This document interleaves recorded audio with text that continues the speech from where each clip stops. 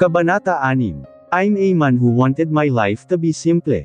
I'm studying so hard because I want to get my grandfather's business that I've wanted for so long.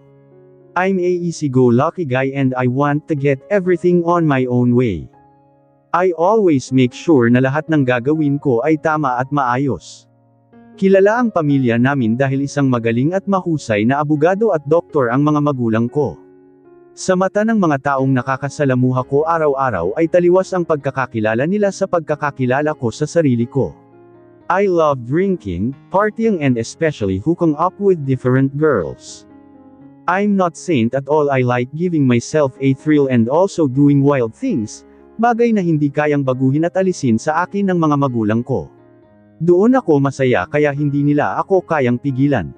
Isa pa, ginagawa ko naman lahat ng gusto nila kaya dapat ay hayaan din nila ako sa gusto ko. They always want me to be perfect. I'm known as the best guy in our university, not just because of our family, but also because I'm a dean's lister and also a campus heartthrob kaya hindi na ako magtataka kung ang isa sa mga kaibigan kong babae ay mahuhulog sa akin. Sa dami ng kaibigan ko at sa lahat ng kaibigan ko, si Erem lang ang naging malapit sa akin ng sobra, layong tipong halos araw-araw ay kasama ko kahit na magkaiba kami ng course. Maging sa paggawa ko ng mga assignments ay siya ang katuwang ko. At sa lahat ng kaibigan kong babae, she's the only one na dinala ko sa bahay namin at ipinakilala ko sa mga magulang ko as one of my girlfriends. She likes to talk but most of the times, she's silent and I know that she's hiding something from me. At kung ano man iyon, hinayaan ko na lang sa kanya dahil baka hindi siya komportableng sabihin sa akin ang tungkol sa bagay na iyon. May gusto sa akin si Erem, alam at ramdam ko iyon mula umpisa nang maging malapit kami sa isa't isa. Hindi niya man sabihin sa akin ay ramdam ko, hindi dahil sa masyado akong bilib sa sarili ko, kung hindi dahil lalaki ako at alam ko kung kailan may lihim na pagtingin sa akin ang isang babae. Hindi ko siya gusto dahil hanggang kaibigan lang naman ang tingin ko sa kanya.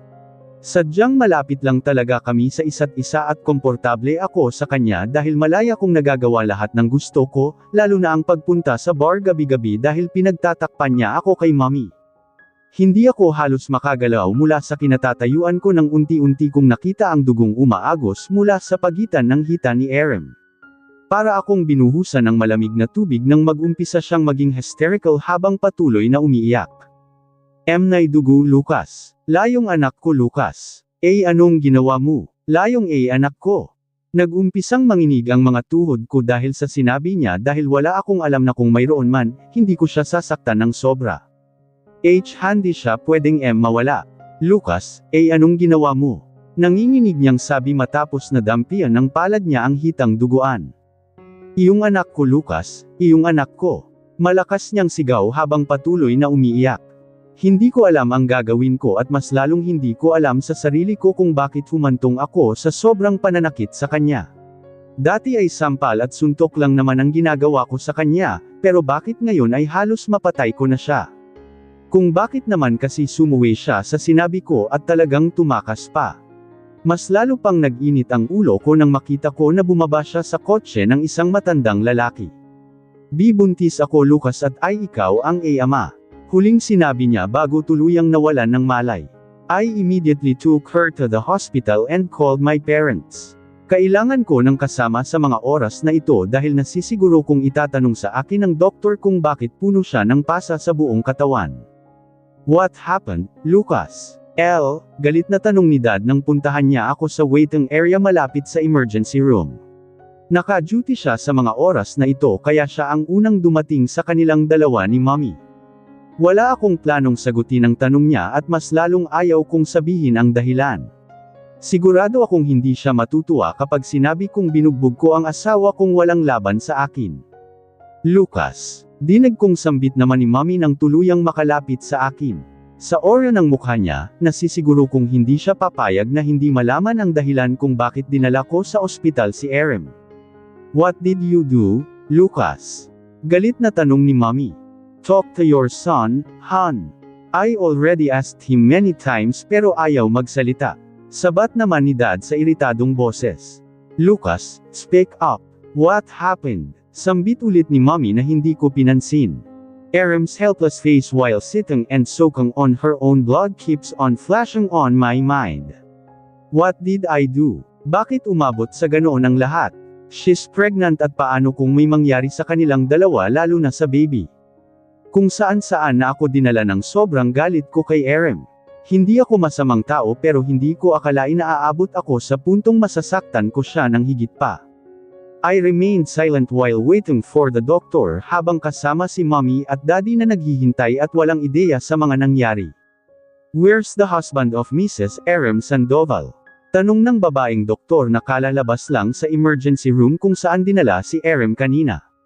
Kaagad akong napatayo at tumingin sa kanya nang magtanong siya kung sino ang asawa ni Erem. If it's about the baby, I hope everything is fine, sana walang masamang nangyari sa kanya. I'm her husband, Doc, walang buhay kung sambit nang magkaharap kami. Pansin ko ang masamang tingin sa akin ng babaeng doktor, pero wala akong panahon para bigyan pa iyon ng pansin. Gusto ko lang malaman kung maayos ba ang lagay ng baby sa tiyan ni Erem. I'm sorry to tell you this pero dahil sa sobrang bugbog na inabot ng pasyente, the baby didn't survive. What did you do, Lucas? My goodness Lucas, anong ginawa mo? Magkasabay na sabi ni mommy at daddy. Can you say it again Doc? Yutul kong sabi. The baby is gone, I'm sorry. Wala na ang baby, Mr. Sandoval. I feel like my world has stopped when I heard what the doctor solved. The baby is gone and it's all my fault. I killed Erem's baby. Hindi ko alam kung paano ko ipaliliwanag sa kanya na wala na ang baby sa tiyan niya. Hindi ko ginasto ang lahat at nadala lang ako ng sobrang galit ko kaya nangyari lahat ng iyon. Pabagsak akong naupo sa isang upuan dito sa waiting area matapos na marinig ang balita ng doktor na kaagad rin namang umalis. I really don't know how to react after hearing what the doctor said pero isa lang ang nasa isip ko, Erem will surely blame me for what happened. What did you do, Lucas? What did you do to your wife? Naputol ang pagiging tulala ko nang marinig ang malakas na sigaw ni Dad. Kitang-kita ko ang galit sa mga mata niya at sobrang pagkadismaya sa nangyari. Binugbog mo ba ang asawa mo kahit nabuntis siya? Answer me, Lucas. Galit na tanong muli ni Dad saka ako mabilis na kinuwelyuhan. Hurt her, sinaktan ko siya dahil sa sobrang galit ko. Sumuwi siya sa utos ko kaya ko lang nagawa iyon, Dad. Hindi ka namin pinalaki ng mommy mo para manakit ng ganyan, Lucas. She's your wife and you should treat her nice. Paano kung malaman iyan ng pamilya niya at kasuhan ka, ha? Kahit kailan talaga wala ka nang ginawang matino, Lucas. Galit na galit niyang sabi pa bago ako binitawan. Lucio, don't say that to our son. Hindi niya naman ginasto ang nangyari, galit na sabat naman ni mommy. Here we go again. Amanda, you are defending him again na parang walang ginawang masama. He killed his own child and almost killed Erem tapos sasabihin mo hindi niya ginasto ang nangyari. Ay, galit na Yuzel ni Dad. Bakit ba masyado kang concerned kay Erem, Lucio? I'm sure that woman did something wrong kaya umabot ang lahat sa ganito. Stop defending her. Tugon naman ni mommy. Amanda, can you hear yourself? You are blaming Erem who almost killed by your own son. Nawala ang magiging apo natin dahil din mismo sa kanya. Hindi ba napasok sa isip mo kung gaano kalaking kasalanan ang nagawa niya? Mom and Dad argued because of what happened pero ako ay nanatili pa ring walang kibo habang nakatungo lang at nag-iisip kung paano haharap kay Erem. Sigurado akong hindi niya matatanggap kapag sinabi kong wala na ang baby niya. Higit sa lahat, mas lalo niya akong kasusuklaman dahil sa nangyari. What? I heard mom talk to someone over the phone and she looked so annoyed the moment that someone spoke to her. Mukhang may hindi magandang balita siyang natanggap mula sa kausap niya at kung ano man iyon, sana ay hindi na tungkol sa pagkaka-ospital ni Erem. May media sa labas ng ospital at gustong humingi ng interview mula mismo sa iyo, Lucas. Hindi ko alam kung paanong nakaabot sa kanila ang bagay na ito kaya mas maigi na huwag ka munang magpakita sa kanila. Let me take care of this. I will talk to them. Sa ngayon, anak, please lang sana ito na iyong huling kasalanan mo na lilinisin ko, walang emosyong sabi ni mom. Mabuting babae si Erem. Hindi niya dapat dinanas ang bagay na ito mula sa iyo. She's your best friend, your wife. At kahit gaano ka man kagalit sa kanya, hindi mo dapat siya sinaktan. She did a lot of things to save you from issues, kaya sana kahit ayaw mo sa kanya, naging considerate ka pa rin sa asawa mo, seryosong sabi ni Mommy bago kami tuluyang iniwan ni Dad sa waiting area ng emergency room. Tama si Mommy. Magkaibigan kami at asawa ko siya kaya hindi ko dapat siya sinasaktan, pero masisi niya ba ako kung iniisip kong si Erem ang dahilan kung bakit hindi ko magawa lahat ng gusto ko bilang lalaki. I got married at a very young age at pakiramdam ko ay natali ako sa kasal naming dalawa na kahit kailan ay hindi ko ginusto. Masyado kasing mabilis ang mga nangyari noon at basta nagulat na lang ako nang may kumalat akong skandal ko pagkatapos pagharap naman ni Erem sa media para sabihing may relasyon kaming dalawa. Mom told me that Erem did that because she wants to help dahil kaibigan niya nga ako, pero ang hindi ko kasi talaga maintindihan hanggang ngayon kung bakit basta na lang kaming ikinasal dalawa. Because of that, I feel betrayed and angry. Sigurado kasi akong sinamantala niya ang sitwasyon dahil may gusto nga siya sa akin. I tried to talk to her many times before the wedding pero lagi lang sinasabi ni Mommy sa akin na saka na lang kami mag-usap kapag tapos na ang kasal. Dahil doon, nakaramdam ako ng sobrang galit sa kanya dahil halatang umiiwas siya mula sa akin para hindi mapag-usapan ang ginawa niya. Sinabi sa akin ni Dad na si Mommy mismo ang may gusto na makasal ako para hamupa ang lahat ng issue. Ang hindi ko maintindihan, bakit sa dami ng babaeng kilala nila ay bakit si Erem pa. I really felt so betrayed and annoyed when I saw Erem walking down the aisle wearing her most happy smile. Pakiramdam ko ay sinadya niyang gawin ang lahat dahil bukod sa gusto niyang makaahon sa hirap ng buhay gamit ang pera ng pamilya ko, sigurado akong plinano niya ang lahat dahil hindi naman haantong ang lahat sa kasal kung hindi planado ang lahat. Napasinghap ako mula sa aking kunauupuan nang lumabas ang isang nurse na siyang humihila sa stretcher kung saan nakahiga si Erem, walang malay, puno ng pasa at sugat at higit sa lahat, kitang-kitang ang malaking pinagbago ng itsura niya. Sir, ililipat na po namin ng kwarto ang asawa mo, saad ng isang nurse na siyang huling lumabas mula sa emergency room. Kusang gumalaw ang mga paa ko para sumunod sa mga nurse na nag-asikaso kay Erem hanggang sa mailipat siya sa private room niya. Blanko ang isip ko at hindi ko alam kung paano sasabihin sa kanya ang tungkol sa anak niya pero isa lang ang alam kong dapat gawin, at iyon ay humingi ng tawad sa lahat ng pagkakamali ko sa kanya. 2 days had passed at hanggang ngayon, wala pa ring malay si Erem and according to her doctor, dahil daw sa bagbog na natamo niya ng ilang beses kaya hanggang ngayon ay hindi pa siya gumigising. Sa 2 araw na nagdaan ay hindi ako umalis ng ospital kaya naman hinaturon lang ako ni Mommy ng ilang gamit. Bukod kasi sa ayaw kong umalis hanggat hindi nagigising si Erem, hindi rin nawawala ng mga taga-media sa labas ng ospital.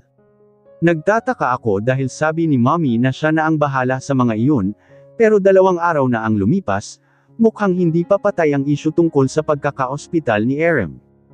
Good morning, Mr. Sandoval, pukaw ng doktor sa atensyon ko na hindi ko namalayang nandito pala sa loob ng kwarto. Good morning, Doc. Walang emosyon kung tugon sa kanya. I'm just here to tell you something about Mrs. Sandoval's relative. Nakarating sa kanya ang nangyari and he wants to file a case against you. I am the one telling you this because he asked me to deliver his message to you, seryosong sambit ng doktor habang kay Erem nakadako ang tingin nito. What are you talking about, Doc? Wala nang kamag-anak ang asawa ko. Sino siya at bakit hindi siya ang humarap mismo sa akin para sabihin ang gusto niyang sabihin? Galit kong sabi. I can't tell you who he is, Mr. Sandoval, but for now I want you to know that Mrs. Sandoval will be under his property and care when she wakes up.